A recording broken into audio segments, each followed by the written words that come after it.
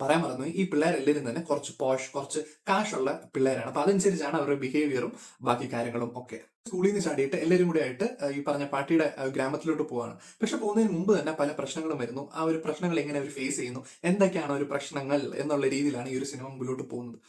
സ്റ്റാർട്ടിങ്ങിലൊക്കെ തന്നെ കുറച്ച് ഇൻട്രസ്റ്റിംഗ് രീതിയിലാണ് പോകുന്നത്. കുറച്ച് പേടിയൊക്കെ നമുക്ക് തോന്നുന്ന രീതിയിൽ കുറച്ചൊരു ഹൊറർ എലമെന്റ്സ് ഒക്കെ ഇട്ടിട്ടാണ് ആ ഒരു സിനിമ പോകുന്നത്.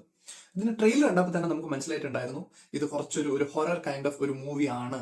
കുറച്ച് പ്രേതം അങ്ങനെയൊക്കെയുള്ള സാധനങ്ങളൊക്കെ ഉണ്ടാവും, അതിന്റെ പ്രസൻസ് എന്നൊക്കെ ഒരു തോന്നലാണ് വന്നത്. പക്ഷേ ഈ ഒരു സിനിമയുടെ ഹാഫ് കഴിയുമ്പോഴത്തേനും കംപ്ലീറ്റ്ലി ഒരു ഡിഫറെന്റ് ഒരു മൂവി ആയിട്ട് മാറുകയാണിത്.